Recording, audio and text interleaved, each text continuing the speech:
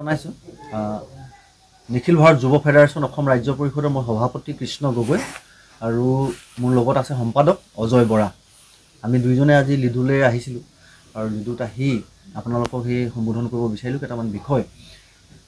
এটা কথা হ'ল যে আজি 3 বছৰৰ আগতেও মই লিডুলৈ আহিছিলোঁ, তেতিয়া কিন্তু লিডুৰ যিটো এনভাইৰনমেণ্ট আছিলে, যিটো ধোঁৱাময় পৰিৱেশ আছিলে, আজি সেইটো লিডুত নাই। আজি এইটো এনভাইৰনমেণ্ট দেখি আজি লিডুত কিবা উপভোগ কৰিব পৰা নিচিনা লাগিছে। সেইটোৱে প্ৰথম লিডুত আজি ভাল লগা কথা। আমি নিখিল ভাৰত যুৱ ফেডাৰেশ্যনে যে এনভাইৰনমেণ্ট ৰিলেটেড বিষয়বোৰ অসম চৰকাৰ বা ভাৰত চৰকাৰে গুৰুত্ব দিব লাগিব আৰু এই পাটকাই যি ৰেঞ্জ এইটো আমি ৰক্ষা কৰিব লাগিব। সেইটো হ'ল এই সময়ত পৃথিৱীত গোটেই পৃথিৱী জুৰি যি এনভাইৰনমেণ্টেল আন্দোলন চলি আছে সেইটোত আমি জড়িত হ'ব লাগিব, আমি এইখিনি ৰক্ষা কৰিব লাগিব। এই এনভাইৰনমেণ্টেল ইছ্যুটোত আমি আছোঁ আৰু অসমৰ 6 জনগোষ্ঠীৰ জনজাতিকৰণটো এটা ৰাজনৈতিক বিষয় আৰু এইটো ৰাজনৈতিকভাৱে অতি সোনকালে আমি সমাধান হোৱাটো আমি বিচাৰোঁ।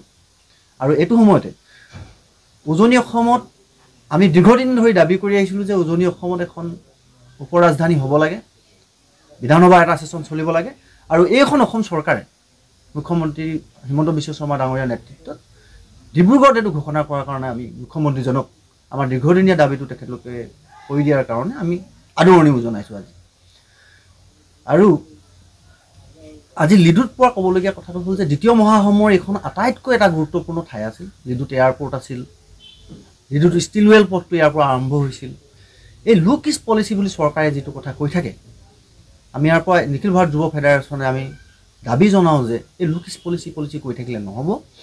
এই ৰাস্তা খোলাৰ ব্যৱস্থা কৰিব লাগে আৰু এই দেশকেইখনলৈ, দক্ষিণ পূব এছিয়াৰ দেশকেইখনৰ লগত আমাৰ বহি বাণিজ্যৰ সম্পৰ্ক ৰক্ষা কৰিব লাগে। তেতিয়া ভাৰতবৰ্ষৰ আমি এই অঞ্চলটো এটা ভিতৰুৱা অঞ্চল হৈ নাথাকে, ভাৰতবৰ্ষৰ এটা অতি গুৰুত্বপূৰ্ণ অঞ্চল হ'বলৈ আগবাঢ়িব।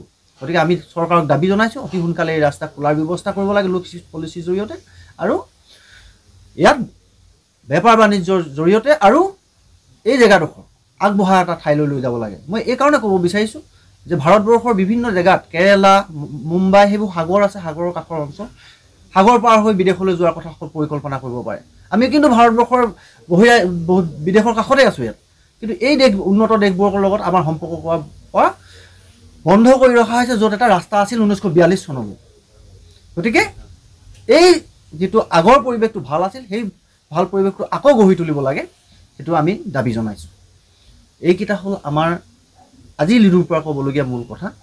আৰু এইটো সময়ত যিটো লিডুত অ'পেন খনন চলি আছিলে কয়লাৰ, সেই অ'পেন খননটো বন্ধ হ'ব লাগে। বন্ধ হোৱাৰ লগে লগে ইয়াৰ যিটো পৰিৱেশ হৈছে, এই পৰিৱেশটো আমি জীয়াই ৰাখিব লাগিব। কেৱল পৃথিৱীত কয়লাই এনাৰ্জি নহয়, কয়লাৰ উপৰিও বহু এনাৰ্জি আহিছে, এতিয়া নতুন নতুন এনাৰ্জি আহিছে। কয়লাৰ নামত যদি গোটেই পাটকাই ৰেঞ্জটো ধ্বংস কৰি পেলোৱা হয়, গোটেই পাটকাই ৰেঞ্জটো যদি ধ্বংস হৈ যায়, তেতিয়াহ'লে ইয়াৰ পাৰিপাৰ্শ্বিকতাৰ কোনো আৰু এই লিডুৰ যিটো চিনাকি বা এই অঞ্চলটো উজনি অসমৰ যিটো চিনাকি ঠাই, এই চিনাকিটো নাইকিয়া হৈ যাব। যাৰ কাৰণে কয়লা খননৰ নামত, তেল খননৰ নামত ইয়াত দিহিং পাটকাই ৰিজাৰ্ভৰ এনেকুৱা জেগাত ভৰাই দিয়া হৈছে য'ত দেওৰাজা আহে। অসমত দেওৰাজা নহাই হ'ল।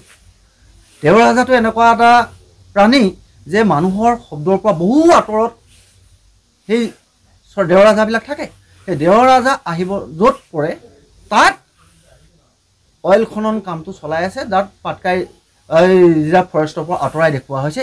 এই যিবোৰ অনিয়ম চলি আছে, এইবোৰ বন্ধ হ'ব লাগে। অসমৰ এটাই জেগা এতিয়া বাচি আছে উজনি অসমৰ এই অঞ্চলটো এতিয়াও পাৰিপাৰ্শ্বিকভাৱে আগবঢ়াই নিব পৰা বা সম্ভাৱনা থকা ঠাই। গতিকে ইয়াক আমি ৰক্ষা কৰিব লাগে, সেই আন্দোলনত সকলোৱে ব্ৰতী হ'ব লাগে, এই আহ্বান ৰাখিছোঁ। মোটামুটি ইমানখিনিয়ে কথা। ধন্যবাদ।